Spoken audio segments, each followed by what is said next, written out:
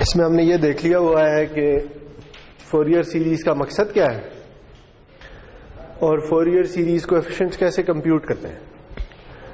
ये पिछले लेक्चर में हमने देखा था कि अगर कोई पीरियोडिक सिग्नल हमें गिवन हो तो उसकी फोरियर सीरीज कोएफिशिएंट्स कैसे कैलकुलेट किए जा सकते हैं और उन फोरियर सीरीज कोएफिशिएंट्स का मतलब क्या है। सही है। इसमें हमने ये देखा था कि फोरियर सीरीज कोएफिशिएंट्स बेसिकली आपको ये बता रहे होते हैं कि इस पीरियोडिक सिग्नल में कौन कौन से कॉम्प्लेक्स एक्सपोनेंशियल्स हैं, उनकी क्या फ्रीक्वेंसीज हैं। ठीक है जी। और उन्हें हम चाहें तो प्लॉट भी कर सकते हैं। सही है। तो हमने एक प्लॉट बनाया था, हमने पिछली दफा ये देखा था कि अगर कोई पीरियोडिक सिग्नल है तो उसे एक तो हम इस तरह से ड्रॉ कर सकते हैं कि अच्छा वो टाइम में उसकी वैल्यू किस तरह से चेंज होती है। सही। और एक हम उसी सिग्नल को इस तरह भी डिफाइन कर सकते हैं कि अच्छा हम उसके फोरियर सीरीज कोएफिशिएंट्स को प्लॉट कर लें। ठीक। तो इसमें हमने ये कहा था जी कि अच्छा के चूंकि इंटीजर है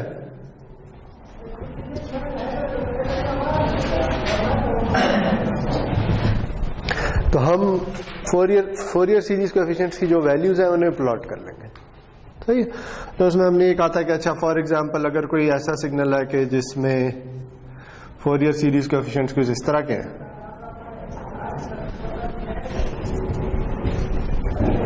सही। तो ये प्लॉट हमें क्या बता रहा है। ये प्लॉट हमें ये बता रहा है जी कि ये जो सिग्नल है एक्स ऑफ टी ये 4 कॉम्प्लेक्स एक्सपोनेंशियल से मिलकर बना है जिनकी फ्रीक्वेंसीज क्या क्या है, ओमेगा, 2 ओमेगा, माइनस ओमेगा और माइनस 2 ओमेगा। सही। तो ये बात याद रखें। इसमें हमने जो आखिरी एग्जांपल की थी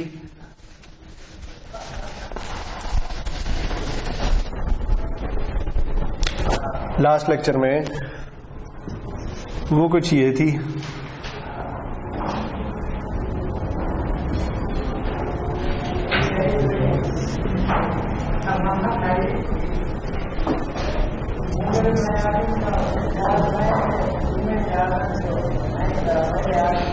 इस तरह का सिग्नल था, याद है।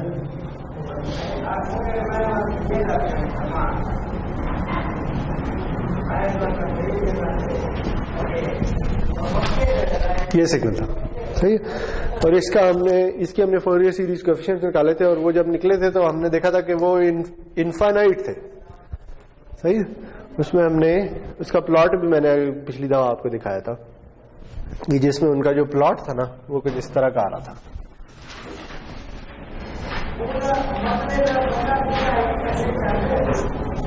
कुछ इस तरह का था, याद है। सही जी। तो अगर आप t1 की वैल्यू कम करते हैं तो हमने ये देखा था कि ये जो सिंक फंक्शन है ये जो प्लॉट है ये एक्सपैंड करता चला जा रहा था। सही है। तो अगेन इसमें अब और ये चीज चलती चली जा रही है, यानी इसमें हमने ये देखा था कि ऐसा जो सिग्नल है इसके फोरियर सीरीज कोएफिशिएंट्स इनफाइनाइट है। सही है जी। तो अगर आप किसी सिग्नल को या इस सिग्नल को इस फॉर्म में लिखने की कोशिश कर रहे हैं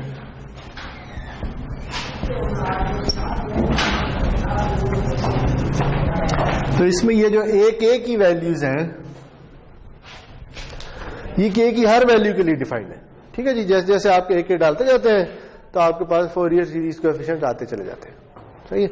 ये एग्जांपल अभी दोबारा आएगी इसलिए मैंने इसे इधर दोबारा ड्रॉ कर दिया है।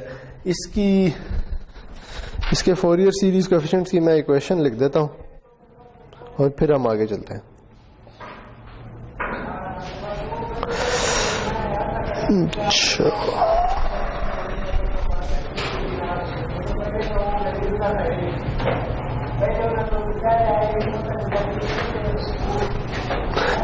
इसके फोरियर सीरीज कोएफिशिएंट किस तरह के आ रहे थे। ए के इक्वल्स साइन ऑफ के ओमेगा t1 ओवर के पाई, कुछ इस तरह की चीज होगी। अच्छा जी। तो ये हमने कर लिया हुआ है। सही है।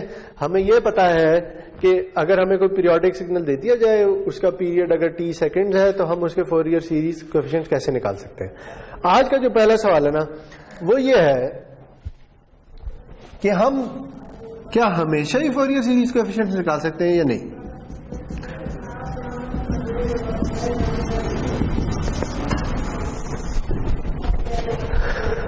दूसरे अल्फाज में, क्या फोरियर सीरीज किसी सिग्नल की हमेशा एग्जिस्ट करती है या नहीं करती। ठीक है, तो पीरियोडिक तो है ही, यानी सिग्नल जो है ना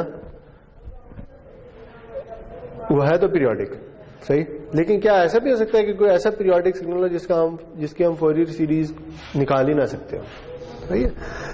तो देखें, जो फोरियर सीरीज कोएफिशिएंट्स हैं उनकी एक्सप्रेशन कुछ इस तरह की है।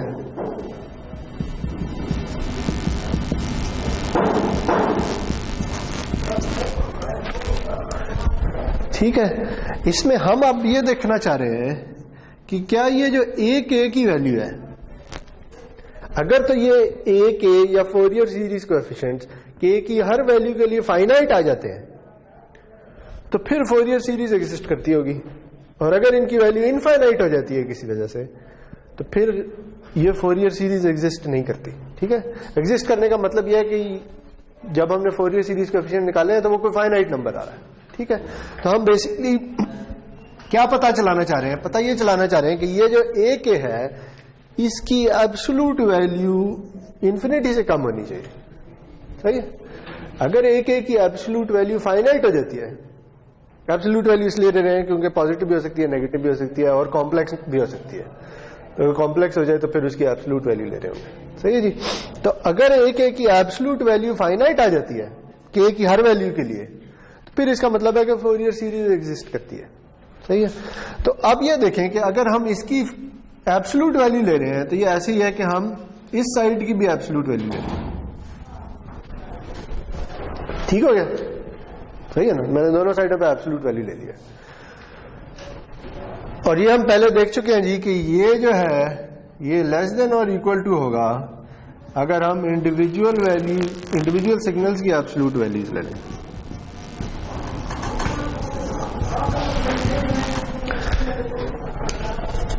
ये हम पहले कर चुके हैं, याद है। हमने कहा था कि ए बी का प्रोडक्ट का की एब्सोल्यूट वैल्यू लेस देन और इक्वल टू होती है ए बी के एब्सोल्यूट वैल्यूज के प्रोडक्ट से। तो ये वही चीज यूज हो रही है, जो एब्सोल्यूट वैल्यू बाहर थी ये अंदर आ गई। ठीक है, सही है जी। अब मुझे ये बताएंगे इसकी एब्सोल्यूट वैल्यू क्या है। याद है, कॉम्प्लेक्स एक्सपोनेंशियल एक कॉम्प्लेक्स नंबर है। एब्सोल्यूट वैल्यू किसी कॉम्प्लेक्स नंबर की क्या होती है अगर हम फेजर ड्रॉ करें तो एब्सोल्यूट वैल्यू से क्या मिलता होता है। ये चलें, इसकी एब्सोल्यूट वैल्यू क्या होगी ये बता दें। वैसे ही मैं कंफ्यूज करने की कोशिश कर रहा हूं। ये एब्सोल्यूट वैल्यू कैसे निकालते हैं किसी कॉम्प्लेक्स नंबर की एब्सोल्यूट वैल्यू कैसे, या चलें उसका मैग्नीट्यूड कैसे निकालते हैं। हाँ, तो इसकी एब्सोल्यूट वैल्यू क्या आएगी। एब्सोल्यूट वैल्यू 1 आएगी।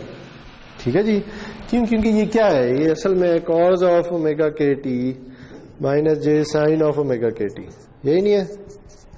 तो ले लें cos square plus sine square 1 आ जाएगा। ठीक है, तो इसकी एब्सोल्यूट वैल्यू तो 1 है, सही हो गया।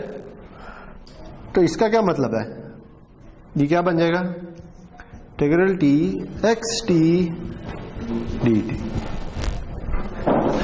ठीक है, पता क्या चला कि ये जो फोरियर सीरीज कोएफिशिएंट्स हैं इनकी एब्सोल्यूट वैल्यू, अगर जो सिग्नल आपके जिसकी फोरियर सीरीज कोएफिशिएंट निकाल रहे हैं उसके एक पीरियड पे इसकी एब्सोल्यूट वैल्यू लेके इंटीग्रल ले लें, ठीक है, अगर इससे उसकी वैल्यू कम होती है या उसके इक्वल होती है ज्यादा, सही है जी। यानी फोरियर सीरीज कोएफिशिएंट्स की एब्सोल्यूट वैल्यू इस इंटीग्रल से हमेशा कम होगी। तो अगर ये इंटीग्रल फाइनाइट हो, अगर इसकी वैल्यू फाइनाइट है तो फिर लाजमी है कि इसकी वैल्यू भी फाइनाइट होगी। बात समझ आई? सही है जी। तो अगर हमें जो सिग्नल गिवन है जिसकी हमने फोरियर सीरीज निकालनी है, अगर हम उसके एक पीरियड पे एब्सोल्यूट वैल्यू लेके इंटीग्रल ले लें और टी से डिवाइड भी कर दें, सही है जी, और ये कोई फाइनाइट नंबर आ जाए, तो फिर लाजमी है कि उसके फोरियर सीरीज कोएफिशिएंट्स एग्जिस्ट करते होंगे और वो भी फाइनाइट होंगे। बात समझ आई? ठीक है, तो ये कंडीशन आ गई। सही जी। अब ये देखें कि ये क्या हो सकता है कि किसी पीरियड तो कोई फाइनाइट वैल्यू होगी ना, ठीक है, यानी कोई सिग्नल है वो पीरियोडिक है। सही है जी। पीरियोडिक है तो उसको कोई पीरियड होगा। पीरियड का मतलब ये है कि उसकी जो टी है वो कोई फाइनाइट नंबर होगा। ऐसे ही है ना, वो इनफाइनाइट तो नहीं हो सकता। अगर इनफाइनाइट होगा तो फिर तो वो पीरियोडिक ही नहीं है, वो तो कभी रिपीट ही नहीं करता। सही है। अगर कोई सिग्नल पीरियोडिक है तो लाजमी है कि टी की वैल्यू डिफाइंड होगी, या दूसरे अल्फाज में टी की वैल्यू फाइनाइट होगी।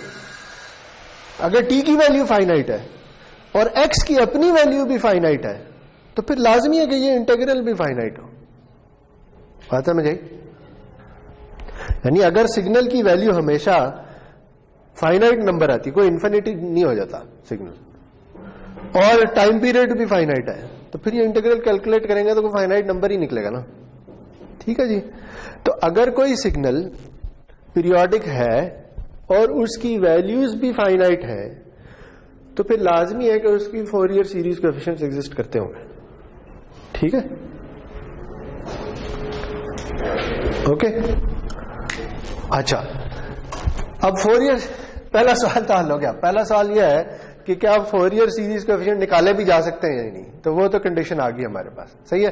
देखें, अगर इसकी एक एग्जांपल ले लें, कोई ऐसा सिग्नल जो इस कंडीशन को सेटिस्फाई नहीं करता, वो देखें। एक मेरे पास पीरियोडिक सिग्नल है एक्स ऑफ टी, ठीक है, उसका पीरियड है, टाइम पीरियड फॉर एग्जांपल है 1 सेकेंड, ठीक है, और उसका एक जो पीरियड है 1 period of x of T, वो क्या है, वो इक्वल है जी 1/t when t goes from 0 to 1। ठीक है, ये एक पीरियोडिक सिग्नल है जिसका पीरियड 1 सेकंड का है। वो जो 1 सेकंड का पीरियड है उसमें उसकी वैल्यू 1/t से डिफाइन होती है। ठीक है, तो अब इसे जरा ड्रॉ कर लेते हैं, क्या ख्याल है? ये 0 आ गया, ये 1 आ गया और ये t है। सही है जी। तो अगर मैं x ऑफ t को ड्रॉ करना चाहता हूं तो आप ख्याल में 1 पे इसकी वैल्यू क्या होगी? अगर मैं t को 1 डाल दूं तो 1 ही होगी ना।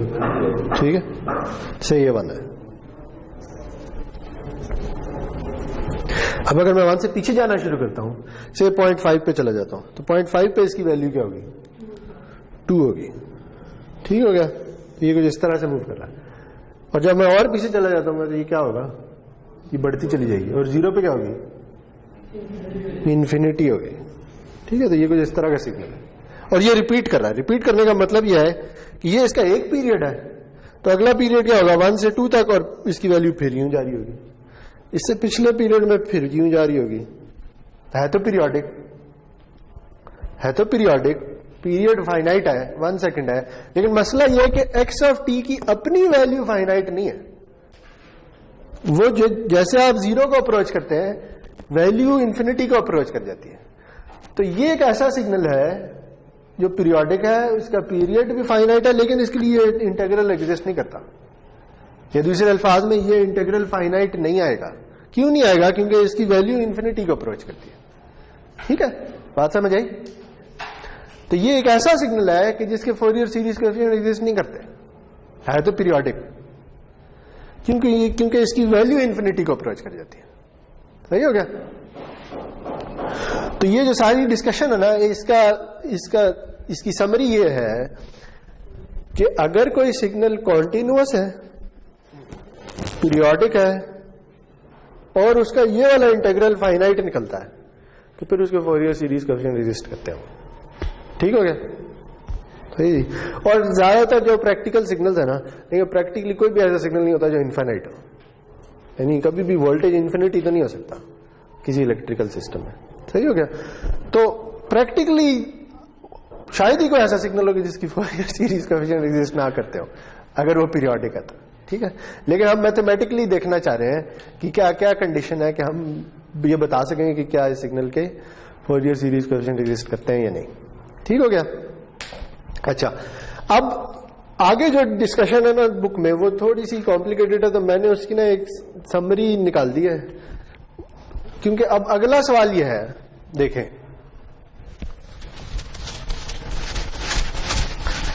एक चीज हमने डिसाइड कर ली, वो डिसाइड क्या की कि फोरियर सीरीज कोएफिशिएंट कब एग्जिस्ट करते होंगे। सही है जी।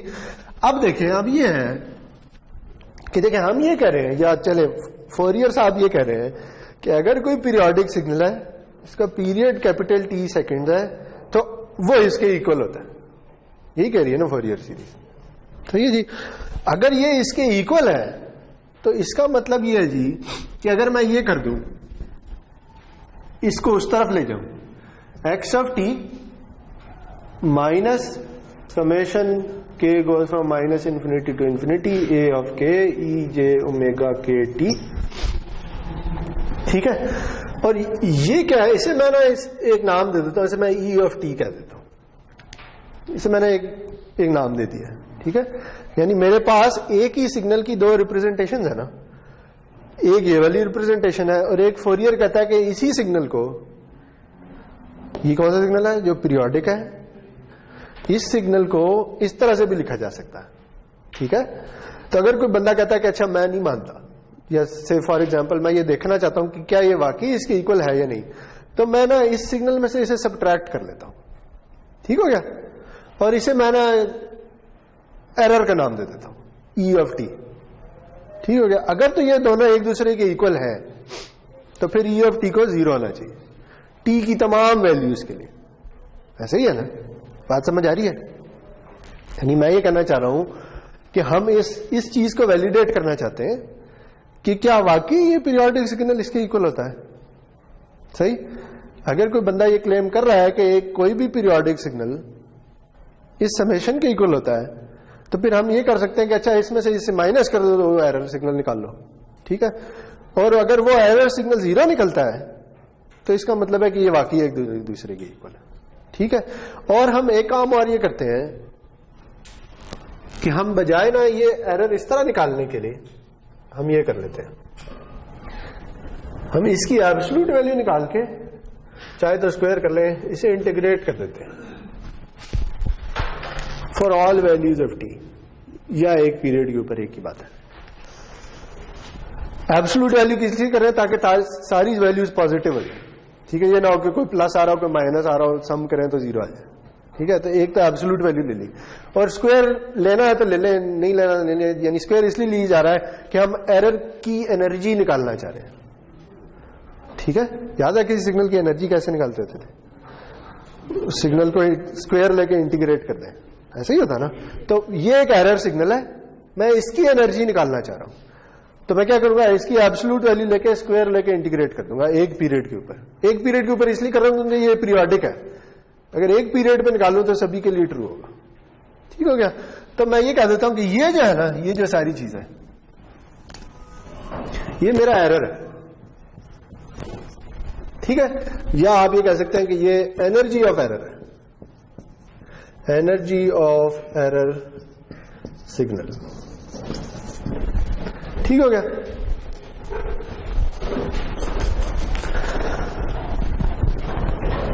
सही। अगेन देखें बात कहां से शुरू है, बात यहां से शुरू है जी कि क्या फोरियर सीरीज कोएफिशिएंट कैलकुलेट भी किए जा सकते हैं या नहीं। तो उसके लिए तो हमने कंडीशन निकाल ली, ठीक हो गया, वो ये कंडीशन निकल आई। अब अगर कैलकुलेट तो हो सकते हैं, अब सवाल ये कि क्या ये वाकई इसके इक्वल भी होते हैं या नहीं, ठीक हो गया। तो उसके लिए हमने कहा कि ये एरर सिग्नल बना लेते हैं, जो सिग्नल है वो और जो रिप्रेजेंटेशन है उसकी फोरियर सीरीज वाली वो, उन दोनों का एरर निकाल लेते हैं और उस एरर की एनर्जी निकाल लेते हैं। अगर ये एनर्जी 0 आ जाती है तो इसका मतलब है जी कि ये इसके इक्वल है। सही हो गया, बात समझ आ रही है।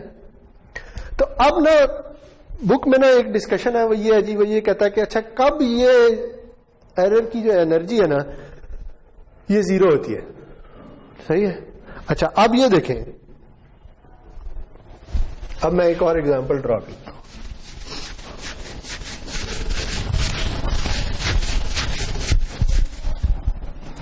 से मेरे पास जो सिग्नल है ना जी, जो पीरियोडिक सिग्नल है वो कुछ इस तरह का है, तो वो एक साइनोसाइड है एक्स ऑफ टी। ठीक हो गया। और दूसरी तरफ मैं ये ड्रॉ करता हूं, ये टी है। दूसरी तरफ मैं इसकी ना फोरियर सीरीज कोएफिशिएंट से जो रिप्रेजेंटेशन निकल रही है वो ड्रॉ कर लेता हूं। ठीक हो गया। से वो भी इसी तरह की आ रही है। ठीक है। एक सिग्नल था, वो कुछ इस तरह का था। एक फोरियर ने कहा कि अच्छा इस सिग्नल को ऐसे भी लिख सकते हैं, तो मैंने वो कंप्यूट करके उसे भी ड्रॉ कर लिया। ठीक हो गया। और मैं अब क्या कर रहा हूं, मेरा एरर सिग्नल क्या है, इन दोनों को सब्ट्रैक्ट कर रहे हैं, यही है ना। ठीक हो गया। तो अगर तो वो एरर सिग्नल इस तरह का आता है, एक पीरियड के ऊपर वो बिल्कुल जीरो है, ठीक है, तो फिर तो उसकी एनर्जी भी जीरो ही आएगी। ठीक हो गया जी। अब मैं एक और एग्जांपल ड्रॉ करना चाह रहा हूं। से मेरा जो पीरियोडिक सिग्नल है ना, उसका एक पीरियड इस तरह का है जैसे वो उधर ड्रॉ हुआ है। ये भी तो एक पीरियोडिक सिग्नल है ना, सही हो गया। ये क्या है, ये एक्स ऑफ टी है, सही। और इधर मैं ड्रॉ करता हूं ए के ई जे ओमेगा के टी। ठीक है। Where k goes from minus infinity to infinity. और मैं ये देखना चाह रहा हूं कि क्या ये इसके इक्वल आती है या नहीं आती। सही है। तो बुक ये कहती है कि आइडियली तो ये सिग्नल कुछ इस तरह का है, लेकिन अगर आप इसके फोरियर सीरीज कोएफिशिएंट्स का सम करते हैं ना, तो ये कुछ इस तरह का आता है। एक मिनट, अगर मैं थोड़ा क्रूड ड्रॉ कर लूं ना, तो ये कुछ इस तरह का आता है। ठीक है। मसला ये है कि ये जो सिग्नल है ना, ये इस पॉइंट पे कॉन्टिन्यूअस नहीं है, इसमें डिसकॉन्टिन्यूटी है। याद है, ये डिसकॉन्टिन्यूटी हम पढ़ चुके हैं। क्यों? क्योंकि इस पॉइंट पे इस सिग्नल की वैल्यू इंस्टेंटेनियसली 0 से 1 आ जाती है। ठीक है। अगर कोई सिग्नल पीरियोडिक है लेकिन किसी पॉइंट पे डिसकॉन्टिन्यूअस है, तो फिर जो उसकी फोरियर सीरीज रिप्रेजेंटेशन है ना, वो उस पॉइंट पे दोनों अतराफ में जो वैल्यूज है उनकी एवरेज होती है। ठीक है। यानी अगर यहां पे वैल्यू 1 है और यहां पे वैल्यू 0 है, तो अब फोरियर बेचारा क्या करेगा, वो 1 लेगा, वो 0 लेगा। ठीक है। उसमें जो वैल्यू निकलती है ना, अगर आप ये समेशन कैलकुलेट करें तो वो 0.5 निकलती है। जो इधर वैल्यू है और जो इधर वैल्यू, दोनों की आ रही है। ठीक है। बाकी जो वैल्यूज है ना, उन पे वैल्यू ठीक निकलती है। ये मैंने सिर्फ ये इसलिए यूं करके ड्रॉ किया, इसलिए कि ताकि आपको समझ आ जाए कि यहां पे इक्वल नहीं है। असल में ये इस तरह से होता है। आप ये कह सकते हैं कि ये इधर भी इक्वल होगा, इधर भी इक्वल होगा, इधर भी इक्वल होगा, लेकिन इस पॉइंट पे इसकी वैल्यू ना 0.5 होती है। बात समझ आई? अब जब आप इसका एरर सिग्नल ड्रॉ करेंगे ना, तो वो एरर सिग्नल कैसा निकलेगा? वो एरर सिग्नल कुछ इस तरह का निकलेगा।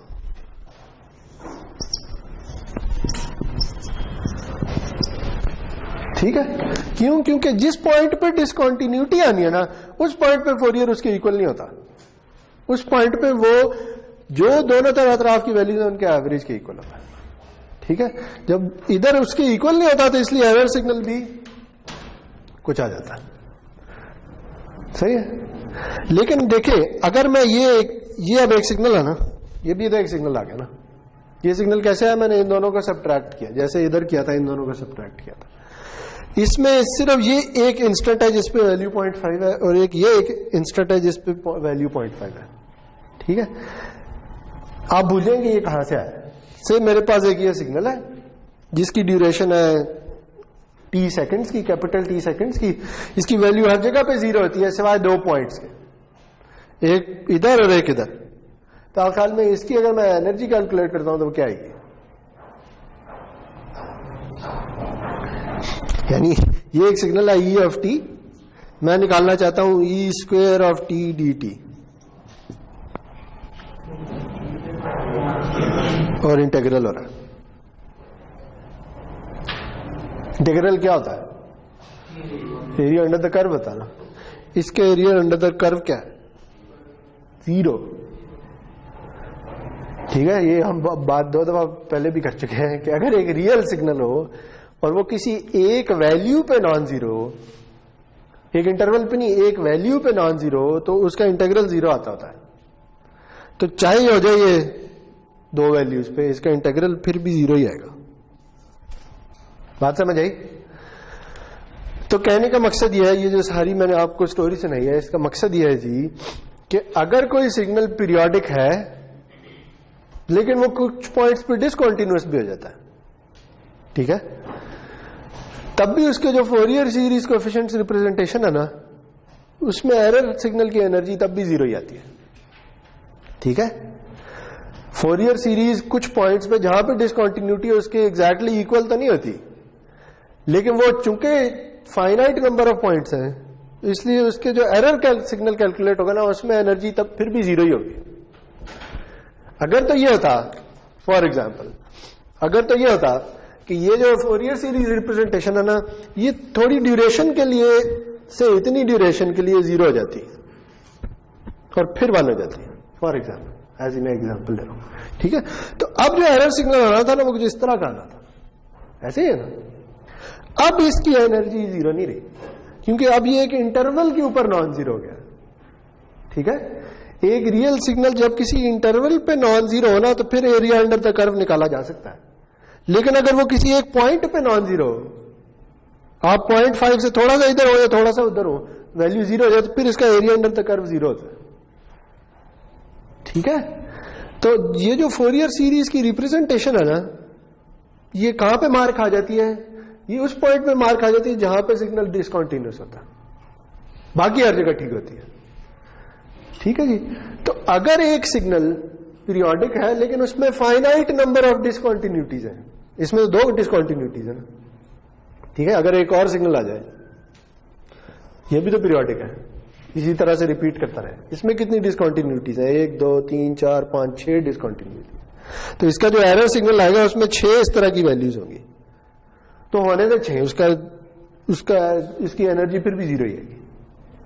ठीक, तो अगर किसी पीरियोडिक सिग्नल में फाइनाइट नंबर ऑफ डिसकंटिन्यूटीज हैं, तो तब भी उसकी फोरियर सीरीज कोएफिशिएंट्स की जो रिप्रेजेंटेशन है, उससे एरर सिग्नल की एनर्जी 0 ही निकलेगी। ठीक है जी, और हमारे लिए जो मैटर करता है वो एनर्जी ही मैटर करती है।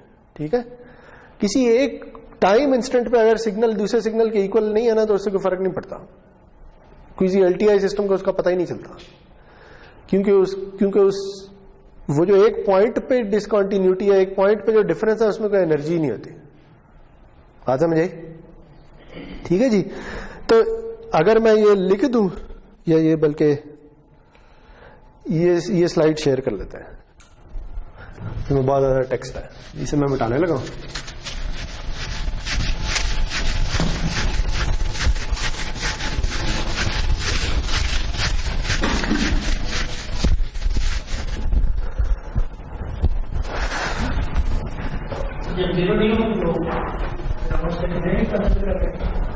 क्या मतलब 0 नहीं होगी? हाँ, 0 नहीं होगी, हम क्या करेंगे? हाँ, देखिए, अगर एनर्जी 0 नहीं होगी ना, तो फिर इसका मतलब है कि जो फोरियर सीरीज की रिप्रेजेंटेशन है और जो दूसरा सिग्नल है, वो दोनों एक दूसरे के इक्वल नहीं है, क्योंकि उनमें एनर्जी का डिफरेंस है। ठीक है, क्योंकि हमारे लिए, ये मैं कह रहा हूं ना, हमारे लिए जो मैटर करता है ना, वो एनर्जी है। अगर 2 सिग्नल्स हैं और उन 2 सिग्नल्स की अगर उन 2 सिग्नल्स की वैल्यूज कुछ टाइम इंस्टेंट्स पे डिफरेंट है ना, तो फिर उनकी एनर्जी 0 ही आएगी। अभी भी नहीं ऑन हुआ, हो गया? चलेंगे गुड यार।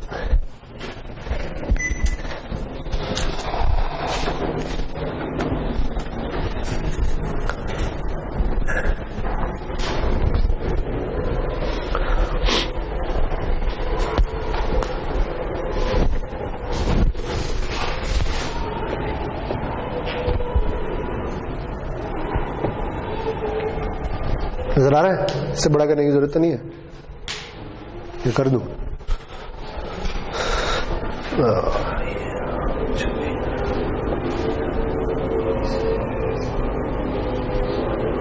ये ले देखिए, पहली बात तो वही है जो हम पढ़ चुके हैं। 11 का मैं सिर्फ इस स्लाइड को पढ़ना चाहता हूं ताकि कि मुझे लिखना ना पड़े दोबारा।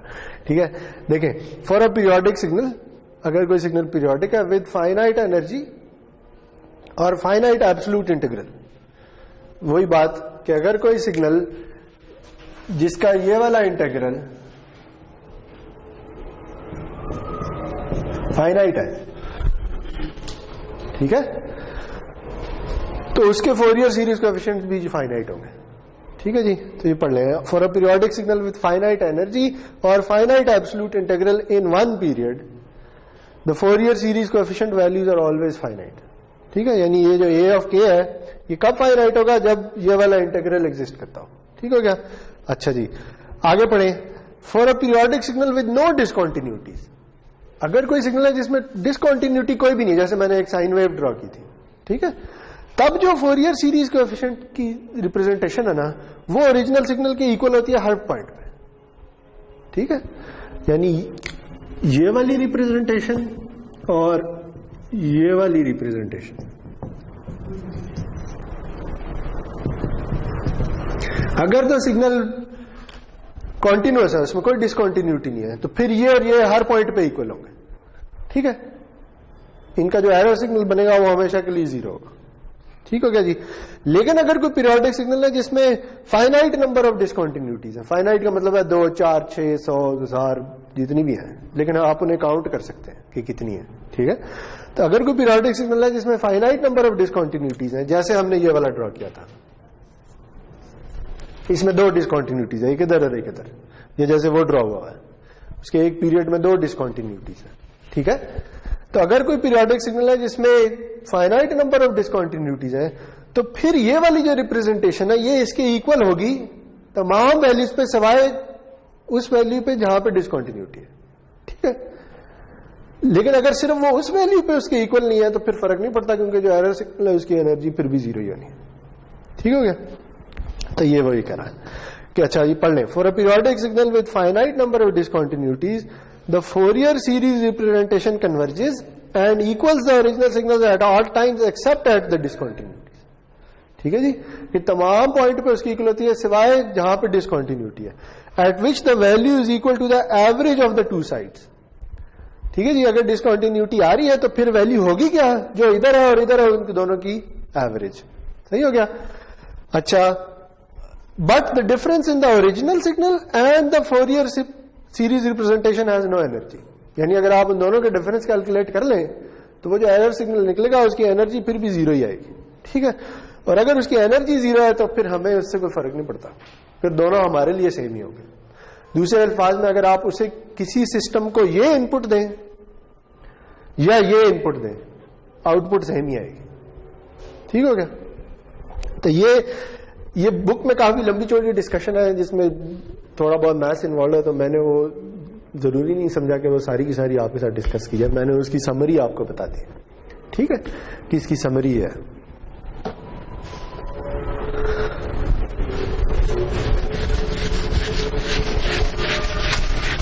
अच्छा, इसमें ना उसने एक एग्जाम्पल भी दी हुई है, वो एग्जाम्पल क्या है? वो ये है जी, देखें अब हमने यहां से ये एग्जाम्पल इसीलिए ड्रॉ की थी। देखें, ये एक पीरियोडिक सिग्नल है, ठीक है जी, जिसका एक पीरियड से इधर तक है। सही है, और उसमें इस पॉइंट पे डिसकंटिन्यूटी है और इस पॉइंट पे डिसकंटिन्यूटी। इसकी हमने फोरियर सीरीज कोएफिशिएंट्स पिछली दफा निकाले थे, वो ये बने थे। ठीक है, और उनका जो प्लॉट था वो कुछ इस तरह का था। ठीक है, अच्छा, अब मसला ये है कि ये जो फोरियर सीरीज कोएफिशिएंट्स है ये इनफाइनाइट है, ये कभी भी 0 नहीं होता, ये चलते चले जाते हैं। ठीक है, तो जब हम इन्हें यानी जब हम ये कहेंगे ना कि किसी सिग्नल में इनफाइनाइट कॉम्प्लेक्स एक्सपोनेंशियल्स है, तो फिर हम उसे प्रैक्टिकली रिप्रेजेंट नहीं कर सकते, यानी प्रैक्टिकली हम इनफाइनाइट कॉम्प्लेक्स एक्सपोनेंशियल्स नहीं बना सकते। बात समझ आई? तो हम ना ये क्या करते हैं, हम ये कहते हैं कि अच्छा किसी पॉइंट पे जाके ना इन्हें ट्रंकेट कर देते हैं। से कोई बंदा कहता है कि अच्छा मेरे पास ना इतनी गुंजाइश है कि मैं 50 कॉम्प्लेक्स एक्सपोनेंशियल्स ले सकता हूं, तो मैं उतने ले लूंगा, बाकियों को इग्नोर कर दूंगा। ठीक है, कोई कहता है अच्छा नहीं मेरे पास 50 नहीं, मेरे पास 10 की गुंजाइश है, मैं 10 ले सकता हूं, बाकियों को इग्नोर कर दूंगा। ठीक, क्यों? क्योंकि इनकी वैल्यू टाइम के साथ साथ कम होती चली जा रही है। याद है पिछली दफा ये भी कहा था। तो अगर आप ये कहते हैं कि अच्छा मैं सिर्फ 2 ले लेता हूं, मैं सिर्फ 4 ले लेता हूं, मैं सिर्फ 10 ले लेता हूं, मैं सिर्फ 50 ले लेता हूं, तो फिर हो रहा क्या है? हो रहा ये है जी कि ये जो इक्वेशन है ना,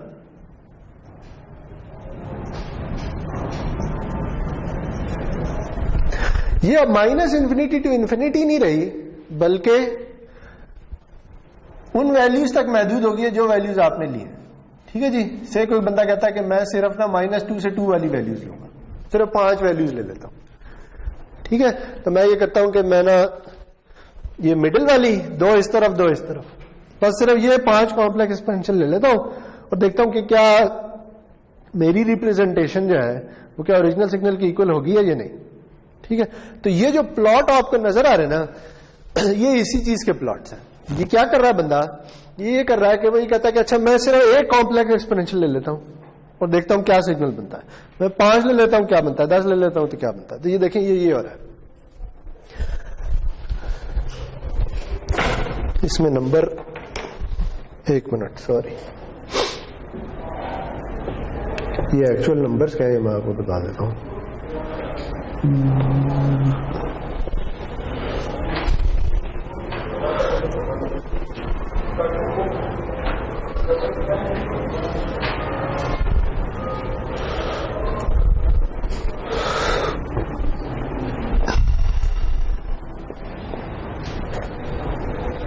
जी 1 3 7 9 और 19, अच्छा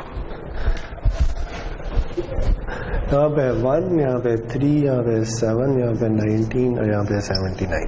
ठीक है, अच्छा ये क्या लिखा मैंने? ये बेसिकली वो के की वैल्यूज हैं कि आप कितनी लेना चाह रहे हैं। अगर कोई बंदा कहता ना कि मैंने सिर्फ एक ही कॉम्प्लेक्स एक्सपोनेंशियल लेना है, ठीक है, तो मैं इधर ना कोई एक वैल्यू ये वाली वैल्यू ले लेता हूँ। ठीक है, कोई बंदा कहता है मैं ये 3 ले लेता हूँ, सही जी, तो ये उसके लिए प्लॉट हुआ है। ये जो पहला प्लॉट है ना, ये -1 0 और +1 के लिए। ठीक है, यानी इसमें ये जो n = 1 लिखा है ना, ये बेसिकली ये वाली वैल्यू है कि आप कितनी वैल्यूज ले रहे हैं। ठीक है, तो अगर कोई शख्स ये 3 कॉम्प्लेक्स एक्सपोनेंशियल्स ले रहा है तो उससे जो सिग्नल बनता है ना वो ये बनता है। ठीक है जी, ओरिजिनल सिग्नल ये था। बात समझ आ रही है? यानी ओरिजिनल सिग्नल ये है, आपने ये जो समेशन है, इस समेशन में सिर्फ 3 वैल्यूज ले लिए हैं। कौन कौन सी? k = -1 0 और +1, उन तीनों को ऐड करके एक सिग्नल बना लिए। वो क्या बन रहा है? वो ये ब्लैक में नजर आ रहा है। ठीक है, अब कोई बंदा कहता है कि अच्छा मैं 3 नहीं मैं 7 ले लेता हूं, वो जो 7 ले रहा है ये बन जाता है, उससे ज्यादा ये, उससे ज्यादा ये, उससे ज्यादा ये। देखें जैसे जैसे आप ज्यादा फोरियर सीरीज कोएफिशिएंट्स अपने सम में डालते जा रहे हैं ना, जो फोरियर सीरीज वाली रिप्रेजेंटेशन है वो ओरिजिनल सिग्नल के इक्वल होती चली जा रही है ज्यादा टाइम्स के लिए, या उसके करीब होती चली जा रही है दूसरे अल्फाज में। ठीक है, लेकिन देखें ये डिसकंटिन्यूटी किस पॉइंट पे? इस पॉइंट पे, इस पॉइंट पे वैल्यू वही 0.5 आ रही है, जो इधर और इधर वैल्यूज की एवरेज है। इधर भी वही है, इधर भी वही है, इधर भी वही है। ये वैल्यू चेंज नहीं हो रही, लेकिन बाकी जगहों पे जो फोरियर सीरीज की रिप्रेजेंटेशन है वो ओरिजिनल सिग्नल की इक्वल होती चली जा रही है। ठीक है, अगर आप और ज्यादा नंबर्स लेना शुरू कर देना तो हर पॉइंट पे ये इसके इक्वल हो जाएगा। ठीक है जी, इसे, इस चीज को कहते हैं, इसका एक नाम है, इसे कहते हैं गिब्स फिनोमेना।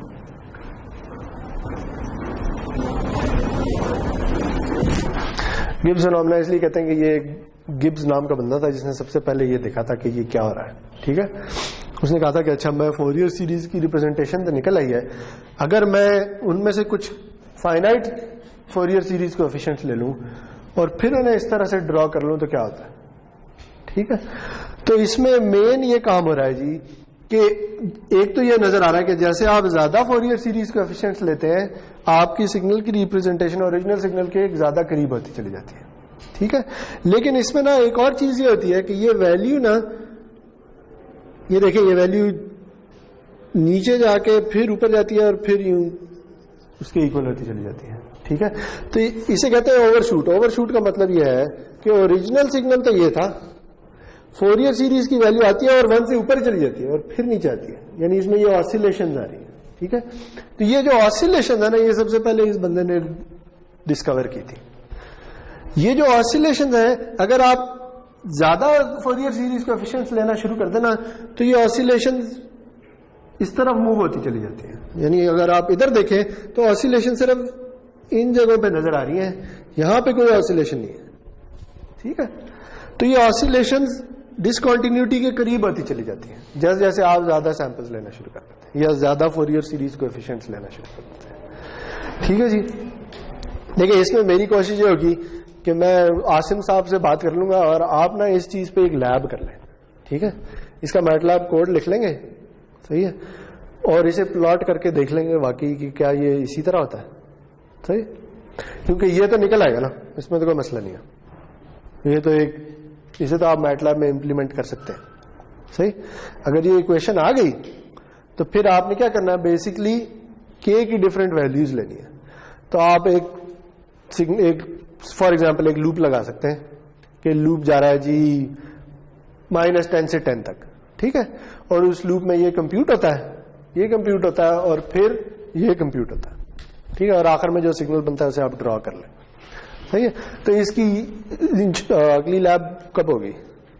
टर्म के बाद होगी या आज वेंसडे को नहीं है? आज ही नहीं है, आज तो हो चुकी है ना, अब तो अगले हफ्ते होगी। चले, ये मैं आसिम साहब से बात कर लूंगा तो वो इंशाल्लाह ये लैब आपको करा देंगे। ठीक है जी, ताकि आप खुद करके देख लें कि ये असल में हो क्या रहा है। मेरे एक्सप्लेन करने से इतनी ज्यादा समझ नहीं आएगी, लेकिन मेन मकसद ये था कि हमने ये देखना था कि फोरियर सीरीज कब एग्जिस्ट करती है और क्या वो ओरिजिनल सिग्नल के इक्वल होती है या नहीं। सही हो गया, चले अब आगे चलते हैं। मेरे ख्याल में इसकी जरूरत नहीं है।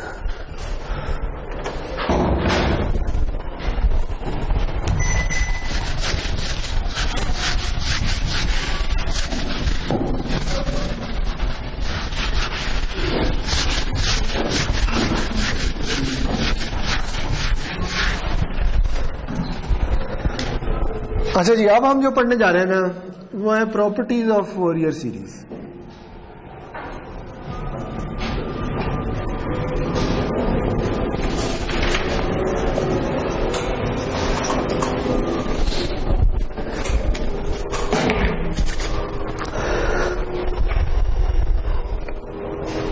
जैसे हमने एलटीआई सिस्टम्स की प्रॉपर्टीज पढ़ी थी जिसमें हमने कॉजलिटी, स्टेबिलिटी, इस तरह की चीजें पढ़ी थी, इसी तरह फोरियर सीरीज की भी ना कुछ प्रॉपर्टीज होती हैं। इनका मकसद क्या है?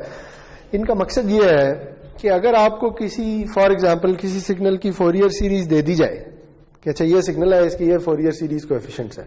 ठीक है, तो अगर मैं उस सिग्नल को चेंज कर दूं ना तो आप क्विकली ये डिटरमिन कर सकें कि इसके फोरियर सीरीज कोएफिशिएंट्स के साथ क्या होगा। फॉर एग्जांपल मैं आपको एक सिग्नल देता हूं और उसके फोरियर सीरीज कोएफिशिएंट्स दे देता हूं और मैं कहता हूं कि अच्छा से एक सिग्नल है x ऑफ t, ठीक है, और इसके फोरियर सीरीज कोएफिशिएंट्स हैं a ऑफ k। ठीक हो गया? तो अब अगर मैं इस सिग्नल को शिफ्ट कर दूं फॉर एग्जांपल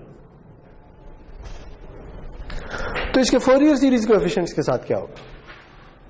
ठीक है, ये सवाल है फॉर एग्जांपल। ठीक हो गया? या अगर मैं इस सिग्नल को फ्लिप कर दूं तो इसके फोरियर सीरीज कोएफिशिएंट्स के साथ क्या होगा? सही।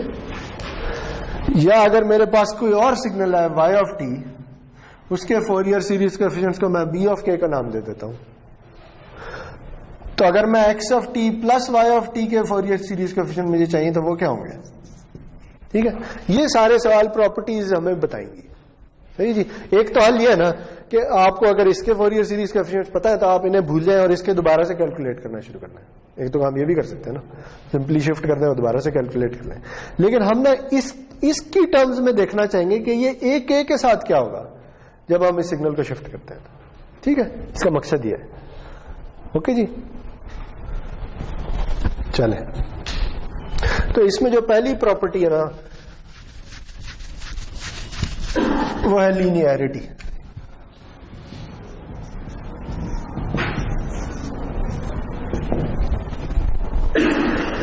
लीनियरिटी जैसे आप पढ़ चुके हैं वो प्रिंसिपल ऑफ सुपरपोजिशन का नाम है। तो इसका मतलब ये है कि अगर मेरे पास एक सिग्नल है एक्स ऑफ टी और उसके फोरियर सीरीज कोएफिशिएंट है ए ऑफ के। अगेन अब ये जो ए ऑफ के है ना, ये एक सीक्वेंस है, याद रखें, के माइनस इन्फिनिटी से इन्फिनिटी तक जा रहा है। मैं उसे शॉर्ट टर्म्स में बस ए ऑफ के लिख रहा हूं, सही है। यानी इसका मकसद ये, जैसे ये एक पूरा का पूरा सिग्नल है, इसी तरह ये सारे के सारे फोरियर सीरीज कोएफिशिएंट्स, इनमें के की वैल्यू कुछ भी हो सकती है, सही है। तो अगर एक्स के Fourier series coefficient A of के हैं और वाई के बी ऑफ के हैं, तो फिर इसके क्या होंगे? तो लीनियरिटी ये कहती है कि अगर आप किसी सिग्नल को किसी नंबर ए से स्केल कर देना, तो उसके फोरियर सीरीज कोएफिशिएंट्स भी उसी नंबर से स्केल हो जाते हैं। सॉरी, ए ना लिखें, कुछ और लिख दें, सी लिख दें। तो इसके फोरियर सीरीज कोएफिशिएंट सी टाइम्स ए के हो जाएंगे, सही जी। और ये आपको उस फोरियर सीरीज कोएफिशिएंट्स की इक्वेशन से ही पता चल जाएगा कि क्यों हो रहा है। क्योंकि देखें वो इक्वेशन क्या कहती है, कहती है x of T E of minus J omega के टी डी टी, यही होता है ना ए ऑफ के, सही है। तो अगर मैं ए ऑफ के को यहां सी से स्केल कर दूं तो वो सी बाहर आ जाएगा, बाकी ए ऑफ के इसी तरह आ रहा होगा, ठीक है जी। तो ये इसलिए है। और अगर मेरे पास ये आ जाए तो इनके जो फोरियर सीरीज कोएफिशिएंट्स है ना, वो भी इसी तरह से हो जाएंगे, सी ए ऑफ के प्लस डी बी ऑफ के, ठीक हो गया। तो वही बात, अगर सिग्नल स्केल हो रहा है तो उसके फोरियर सीरीज कोएफिशिएंट्स भी स्केल हो रहे हैं। अगर दो सिग्नल्स का सम आ रहा है तो उनके फोरियर सीरीज कोएफिशिएंट्स का भी सम आ जाएगा, ठीक है। तो लीनियरिटी तो बड़ी सादा सी प्रॉपर्टी है, सही हो गया।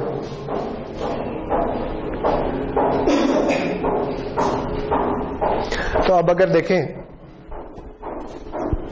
फॉर एग्जाम्पल मेरे पास वही सिग्नल है,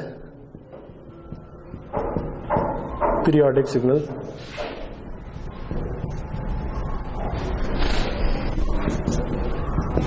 ठीक हो गया। ये वही पीरियोडिक सिग्नल है जिसे हम थोड़ी देर पहले देख रहे थे। ये टी है और ये एक्स ऑफ टी का प्लॉट है और ये 1 है, ठीक है जी।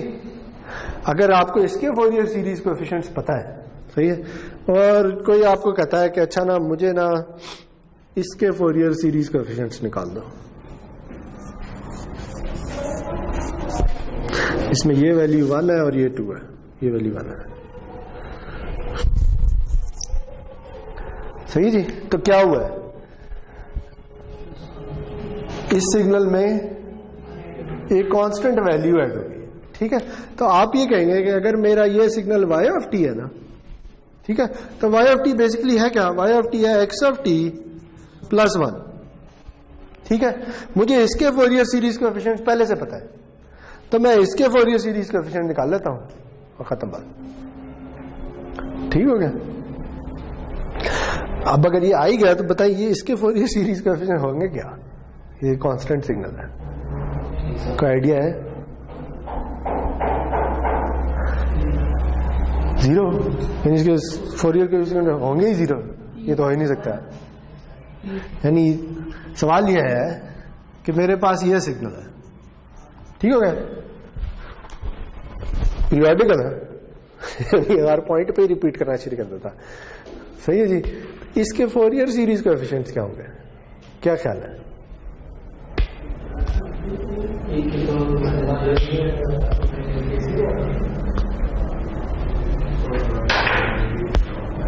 सारे के सारे 0 होंगे, सारे के सारे 0 नहीं हो सकते, वरना तो देखिए ना, हमने अभी पढ़ा है कि इसने इक्वल होना है इसके, यही फोरियर सीरीज कहती है ना। तो अगर सारे ए के ही 0 हो गए तो ये तो 0 हो जाएगा, तो ये तो इसके इक्वल हो ही नहीं सकता। फिर अभी बात नहीं कि एरर सिग्नल 0 होना चाहिए, यानी ये जो रिप्रेजेंटेशन है इससे भी 1 ही निकलना चाहिए। तो इससे 1 कैसे निकलेगा, क्या ख्याल है? याद है एक जो खास फोरियर सीरीज कोएफिशिएंट होता है, जो हमने कहा था कि पिछला पड़ा था, जो डीसी वैल्यू को रिप्रेजेंट कर रहा था, याद है? जो 0 वाला होता है, ये बात याद है? देखिए मैंने ये ड्रॉ किया था, मैंने कहा था ये एक के प्लॉट्स हैं जिनमें 0, 1, 2 इस तरह चलते जा रहे हैं। इसमें ये वाला जो है इसकी फ्रीक्वेंसी क्या है? 0। अगर इसकी फ्रीक्वेंसी 0 है तो इसका मतलब है कि ये कोई कांस्टेंट वैल्यू है, क्योंकि यहां पे जब 0 आ जाना है तो ये e की पावर 0 बन जाएगी, ये तो 1 बन जाएगा। ठीक है, तो क्या ख्याल है जी, इन फोरियर सीरीज कोएफिशिएंट्स में कौन सा वाला होगा जो नॉन जीरो होगा? कोई आइडिया है? मुझे 1 चाहिए ना, एक कांस्टेंट 1 चाहिए। ऐसे ही है ना, इस समेशन से अगर 1 निकल आए तो मेरा काम हो जाएगा ना। तो अगर मैं एक ए जो है सबको 0 कर दूं सिवाय एक के, तो वो कौन सा वाला होगा? वो ये वाला होगा। ठीक है, तो अगर ए के 1 हो जाए फॉर के इज इक्वल टू 0 और 0 हो जाए फॉर के नॉट इक्वल टू 0, तो फिर 1 ही नहीं बन जाएगा। क्या ख्याल है? इस समेशन में सिर्फ के इज इक्वल टू 0 वाली वैल्यू बना है, और यहां भी बनाएगा यहां भी बनाएगा, क्योंकि ये e टू द 0 बन जाएगा। ठीक है, तो इसकी जो फोरियर सीरीज रिप्रेजेंटेशन है वो ये होगी। ठीक हो गया? इसमें एक ही फोरियर सीरीज कोएफिशिएंट होगा जो नॉन जीरो होगा। वो कौन सा वाला होगा? वो 0 वाला होगा। ठीक हो गया? बात समझ आई? तो फिर इसके भी निकल आएंगे, क्योंकि ये क्या है, ये 2 सिग्नल ऐड हो रहे हैं। तो लिनियरिटी प्रॉपर्टी ये कहती है कि इसके फोरियर सीरीज कोएफिशिएंट प्लस इसके फोरियर सीरीज कोएफिशिएंट। ठीक है, इसके फोरियर सीरीज कोएफिशिएंट सिर्फ एक ही नॉन जीरो है, के इज इक्वल टू 0 वाला, तो वो इसके के इज इक्वल टू 0 वाले में ऐड हो जाएगा, बाकी सारे इसके वैसे ही रहेंगे। ठीक हो गया? चले, गुड। तो अगर कोई कांस्टेंट सिग्नल हो तो उसमें एक ही फोरियर सीरीज कोएफिशिएंट होता है। ठीक, बात समझ आ गई? चले, अगर आप ये कर ही लिया तो ये भी बता दें फिर। एक और सिग्नल है, ठीक है, ये भी पीरियोडिक है।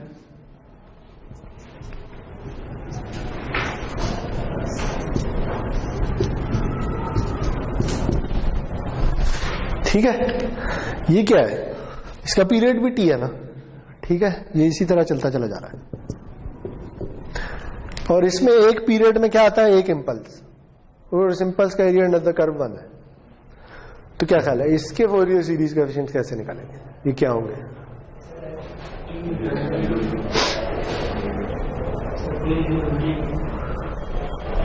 निकाल लेते हैं।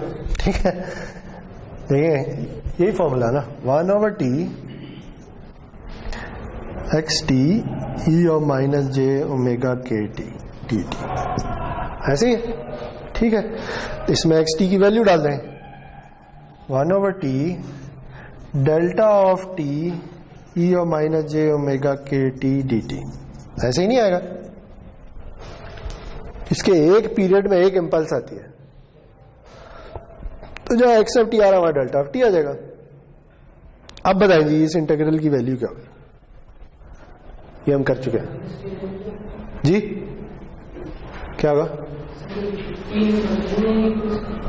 नहीं, देखें, इसका एक पीरियड जो है ना वो ये है, ये उससे अगला पीरियड है, और फिर उससे अगला पीरियड यहां पे आएगा। ठीक है, एक पीरियड में एक ही इंपल्स आ रही है। सही हो गया?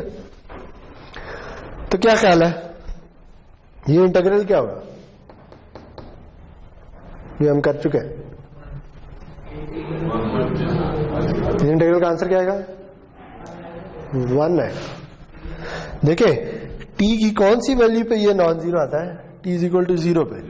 ठीक है, ये हम पढ़ चुके हैं कि ये यूनिट इंपल्स की सैम्पलिंग प्रॉपर्टी है कि जब आप इसे किसी सिग्नल के साथ मल्टीप्लाई करते हैं तो इसका एरिया अंडर द कर्व इस सिग्नल की t इज इक्वल टू 0 पे जो वैल्यू होगी उससे मल्टीप्लाई आ जाएगा। तो इसकी t इज इक्वल टू 0 पे क्या वैल्यू होगी? e की पावर 0, वो 1 होती है।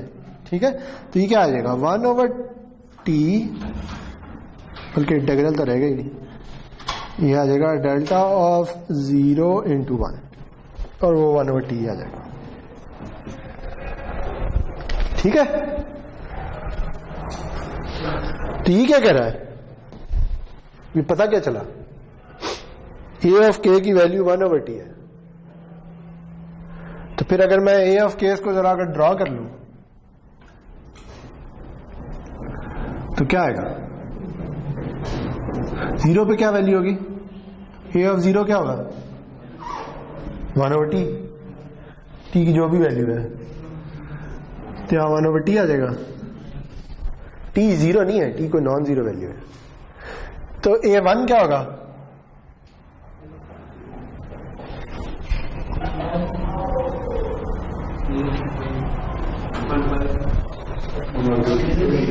वो भी 1/t हो गया।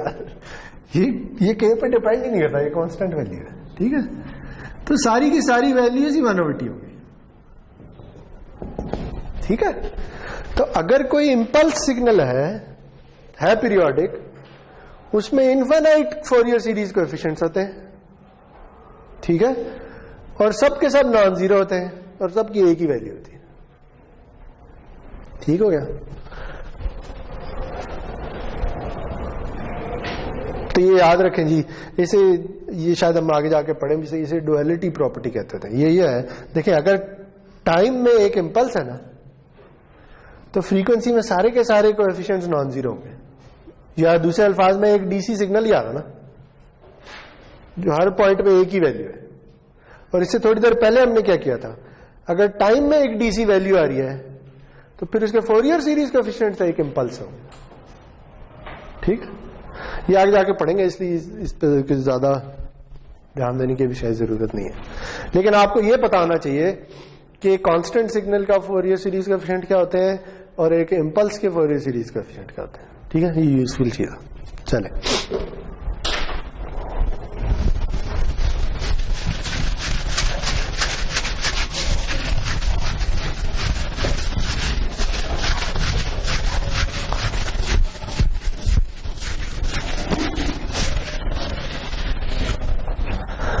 अच्छा जी, नेक्स्ट प्रॉपर्टी।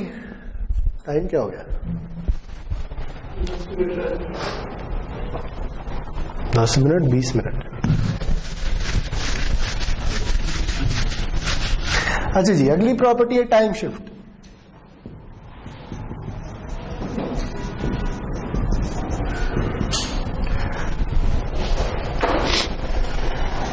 अब सवाल यह है जी कि अगर मेरे पास एक सिग्नल है एक्स ऑफ टी और उसके फोरियर सीरीज कोएफिशिएंट्स हैं ए ऑफ के, तो अगर मैं एक्स ऑफ टी को शिफ्ट कर दूं किसी nंबर टाउ से, तो इसके फोरियर सीरीज कोएफिशिएंट्स क्या होंगे? ठीक हो गया, ये पता चला।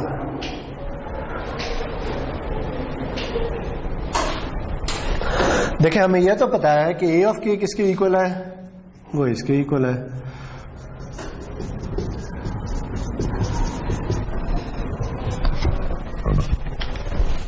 ठीक है, तो हमें x of t minus tau के फोरियर सीरीज कोएफिशिएंट चाहिए। तो मैं ये कह देता हूं फॉर एग्जांपल कि ये जो है ना, ये एक नया सिग्नल बन गया जिसका नाम है वाई ऑफ टी। ठीक है, तो मुझे बेसिकली वाई ऑफ टी के फोरियर सीरीज कोएफिशिएंट चाहिए। सही हो गया। तो अगर वाई ऑफ टी के फोरियर सीरीज कोएफिशिएंट चाहिए तो मुझे क्या करना होगा, यहां पे वाई ऑफ टी आ जाएगा।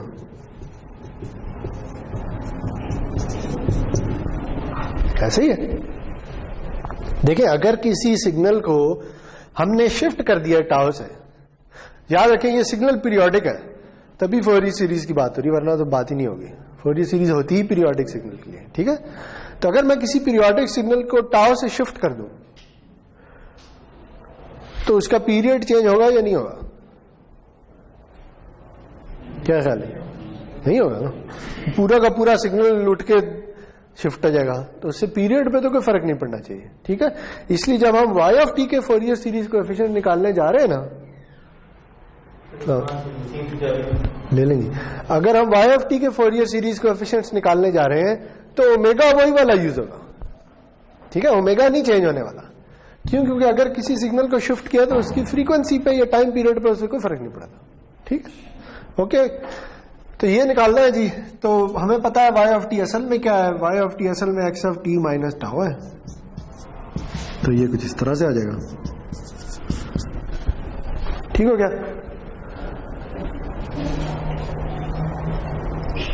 तो अब हम नहीं करते हैं कि हम ना इधर ये t माइनस टाउ को एक और वेरिएबल से चेंज कर देते हैं। क्यों कर रहे हैं? क्योंकि हमने बेसिकली इसे इस फॉर्म में लाना है या किसी तरह एक ही फॉर्म में लाना है। ठीक है, तो मैं एक यहां पे सब्स्टिट्यूशन कर देता हूं। मैं कहता हूं let t prime equals t minus tau. ठीक है जी, अगर t prime t minus tau के इक्वल है तो फिर ये क्या बनेगा? ये बनेगा x ऑफ t प्राइम, ठीक है, e of minus j omega के, और t की जगह क्या आ जाएगा? t प्राइम प्लस टाउ, और dt की जगह आ जाएगा dt प्राइम। ठीक है, वेरिएबल सब्स्टिट्यूशन याद है कैसे करते थे? मैंने t माइनस टाउ को एक नया नाम दे दिया है। ठीक है, तो t माइनस टाउ की जगह t प्राइम आ गया है। यहां t आ रहा था तो t अब किसके इक्वल है? टाउ को उधर ले जाए, t प्राइम प्लस टाउ के, तो यहां पे t प्राइम प्लस टाउ आ गया। ठीक है, और अगर आपने ये dt को रिप्लेस करना है तो दोनों तरफ डिफरेंशियल ले लें, तो इसका डिफरेंशियल होगा dt प्राइम, इसका डिफरेंशियल होगा dt माइनस जीरो, क्योंकि ये कांस्टेंट वैल्यू है। ठीक है, तो ये आ जाएगा। तो ये बन गया। अगर ये बन गया तो अब हम देखें ये जो इक्वेशन है ये टाउ प्राइम पे डिपेंड करती है ना, ये इंटीग्रल टाउ प्राइम पे, टाउ पे तो नहीं डिपेंड करता। तो टाउ को हम अलग कर सकते हैं। तो मैं ये लिख सकता हूं 1/t x of t prime e of minus j omega k t prime e of minus j omega k tau dt prime. इस कॉम्प्लेक्स एक्सपोनेंशियल को अलग अलग लिख लिया। ठीक है जी, और अब ये जो है ये चूंकि t प्राइम पे डिपेंड ही नहीं करता तो इसे हम बाहर लिख सकते हैं, बेसिकली कांस्टेंट वैल्यू है। तो ये आ जाएगा e of minus j k omega k tau into 1/t integral x of t prime e of minus j omega k t prime dt prime.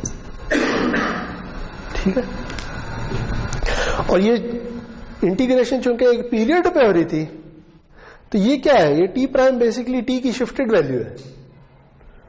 तो ये इंटीग्रेशन अभी भी एक t के पीरियड पे हो रही होगी, क्योंकि ये इससे फर्क नहीं पड़ता कि ये टाइम पीरियड कहां से शुरू किया हमने। याद है ये हमने कहा था, इसलिए हम यहाँ पे t लिखते होते हैं कि ये कोई भी टाइम पीरियड कहीं से भी शुरू हो जाए, बस एक टाइम पीरियड के लिए इंटीग्रेट करते हैं। ठीक है, तो इसलिए ये इंटीग्रेशन अभी भी t के लिए ही हो रही है। तो अब अगर आप इस इक्वेशन को देखें, ये क्या है? ये जो सर्कल कर दिया मैंने, ये a ऑफ k है। ठीक है, देखो वो a ऑफ k लिखा हुआ है। सर t की जगह t प्राइम आ रहा है, बस और तो कोई फर्क नहीं है। सही है, तो ये क्या बना? ये बना e of minus j omega k tau a के। तो हमें पता चल गया क्या होना है, ये होना है। सही,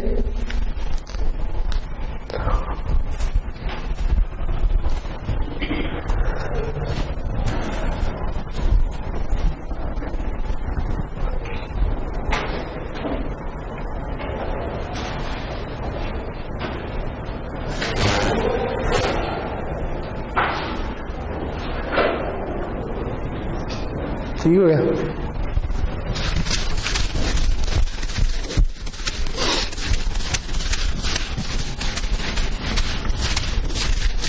अच्छा जी, तो इसकी भी एक एग्जांपल कर लें।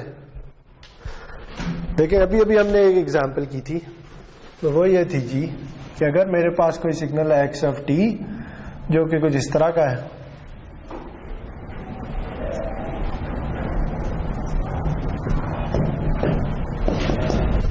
ठीक है, ठीक किया था ना अभी। तो मैं t की ना कोई वैल्यू ले लेता हूं, से फॉर एग्जांपल t जो है ना वो है 4 और -4।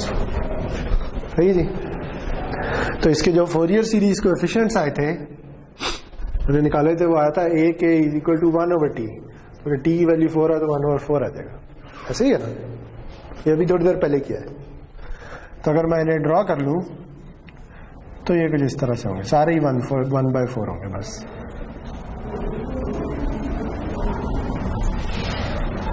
जीरो 1 2 3 ये क्या है, ये ओके, ठीक है, ये समझ आ गई। ये जो दो फिगर्स बनाई है ये क्या है, ये पीरियोडिक सिग्नल है, इसका पीरियड 4 है। इसके फोरियर सीरीज क्वेश्चन अभी थोड़ी देर पहले निकाले थे, वो 1/t आते थे, सारे के सारे कांस्टेंट थे, t की वैल्यू 4 है, तो ये सब के सब 1/4 हो गए। सही हो गया। अब अगर कोई बंदा आपके पास आए और कहे अच्छा मेरे पास ना ये सिग्नल है,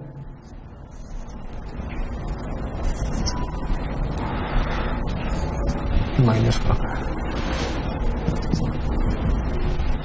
मुझे इसके फोरियर सीरीज कोएफिशिएंट चाहिए, ठीक हो गया, सही जी। तो क्या ख्याल है, आप क्या करेंगे? आपके पास दो तरीके हैं, एक तो आप इसके फोरियर सीरीज कोएफिशिएंट निकाल लें और एक आप वो प्रॉपर्टी यूज करें, ठीक हो गया। तो हम दोनों काम कर लेते हैं, सही है जी। अगर हमने इसके फोरियर सीरीज कोएफिशिएंट निकाल ले, उन्हें मैं नाम दे देता हूं बी ऑफ के का, ठीक हो गया। तो अगेन बी ऑफ के क्या है, 1/t इंटेग्रल, इसे मैं नाम दे देता हूं वाई ऑफ टी का, वाई ऑफ टी ई और माइनस जे ओमेगा के टी डी टी। सही हो गया जी। ये कौन सा तरीका है, ये तो सिग्नल को यूज करके फोरियर सीरीज कोएफिशिएंट्स निकालना है, ठीक है जी। इसका एक पीरियड ये है, ठीक है। तो अब बताएं इधर क्या आएगा,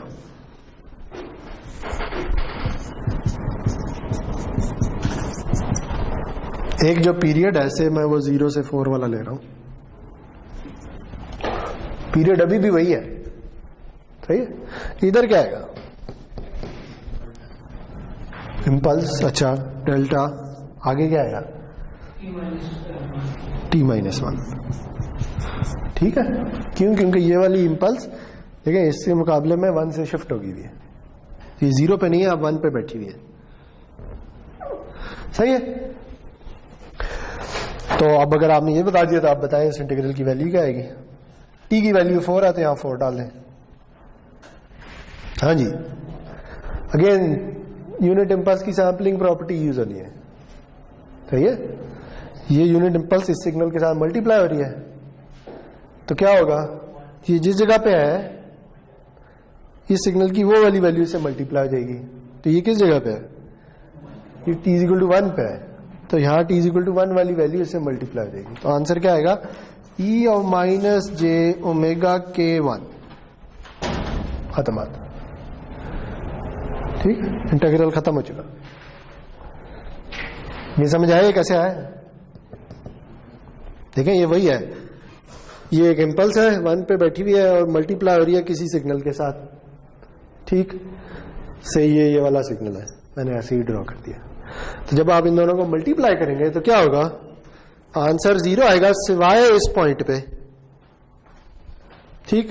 अगर इसका एरिया अंडर कर्व 1 था तो ये जो मल्टीप्लिकेशन का आंसर है इसका एरिया अंडर कर्व क्या होगा, जो इस सिग्नल की इधर वैल्यू है, ठीक है। इस सिग्नल की इधर 1 पे क्या वैल्यू है, e और माइनस जे ओमेगा के इंटू 1, क्योंकि t को 1 डाल दें, तो ये दोनों जब मल्टीप्लाई होंगे तो आंसर ही आ जाएगा। और बाकी हर जगह वैल्यू 0 है तो इंटीग्रेट करेंगे तो आंसर यही आ जाएगा, सही है जी।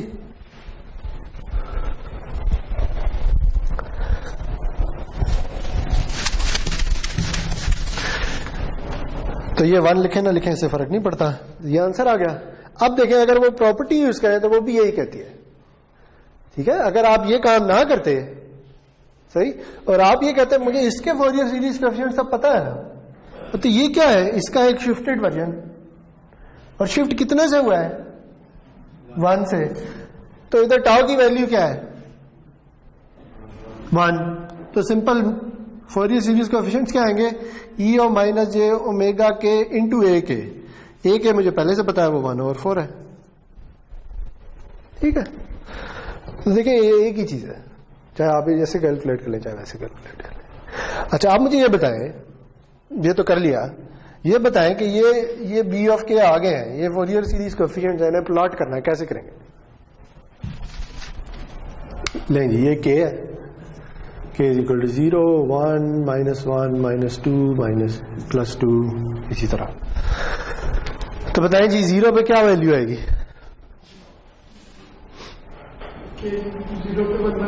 1/4, ठीक है। अच्छा, k इज इक्वल टू 1 पे क्या वैल्यू है? पहले तो ये बता इसकी इधर ओमेगा की वैल्यू क्या है? इधर ओमेगा की वैल्यू क्या है पता है आपको? क्या ख्याल है? ओमेगा क्या है? ओमेगा पीरियड है, ओमेगा फ्रीक्वेंसी है यार। वाह, क्या होगी?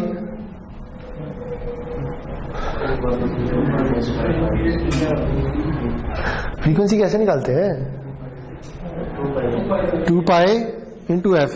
एफ क्या है? 1/t। तो ये क्या आ जाएगा? 2 pi over T, 2 pi over 4 pi by 2।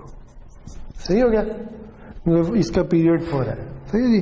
तो इधर क्या आ जाएगा? पाई ओवर 2। सही। चले हाँ, अब तो बताएं यार, अब k इज इक्वल टू 1 पे क्या वैल्यू आएगी?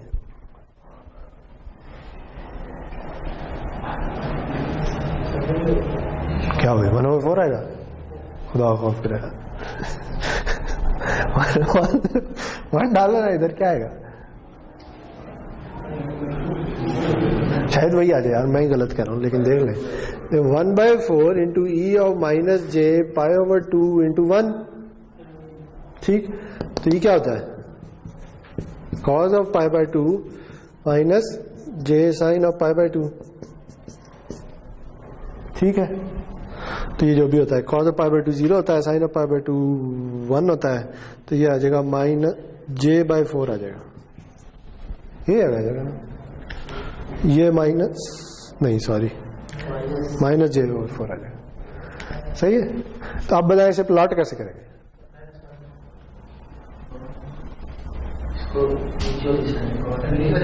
नीचे वाली साइड पे। अच्छा क्या करूं? ये कर दूं?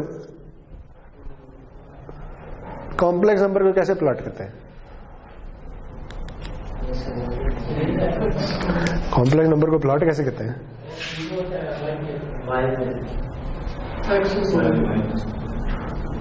कॉम्प्लेक्स नंबर को प्लॉट करने के 3 तरीके हैं, हम पढ़ चुके हैं। या उसे रेक्टेंगुलर में प्लॉट करें, रियल और इमेजिनरी में, या आप उसे मैग्नीट्यूड फेज में प्लॉट करें, या आप उसे फेजर में प्लॉट करें। ठीक है, तो देखें ये जो ए ऑफ केस प्लॉट होता है ना, अगर ये कॉम्प्लेक्स आ जाए तो ये मैग्नीट्यूड और फेज में प्लॉट होते थे। ठीक हो गया? तो हम ना इधर इसका मैग्नीट्यूड लिखेंगे। अब 2 प्लॉट बनेंगे। ओके, एक प्लॉट बनेगा ए ऑफ के मैग्नीट्यूड का, और एक और प्लॉट बनेगा जो बनेगा ए ऑफ के एंगल का। सही है? तो आप बताएं जी, वैल्यू आ रही थी माइनस j1/4, तो इसका मैग्नीट्यूड क्या होता है? यानी बी, सॉरी ने मैंने बी का नाम दिया था, यहाँ बी लिखते हैं, इससे कोई फर्क नहीं पड़ता। बी ऑफ 1 आ रहा है माइनस j1/4, ऐसे ही आ रहा है। या दूसरे अल्फाज में बी आ रहा है 1/4 ई of minus j pi by 2। इधर से आसान है। इसका मैग्नीट्यूड क्या है? 1/4, तो ये 1/4 ही आ जाएगा। ठीक है, ये 0 ये 1, तो इसका फेज क्या है?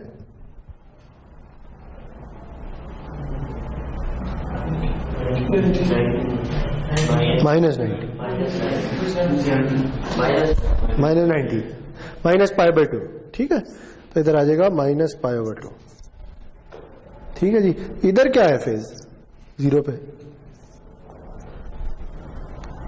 0 क्यों? 1/4 आ रहा था। ठीक है, अच्छा आगे चले। बी ऑफ 2 क्या आएगा?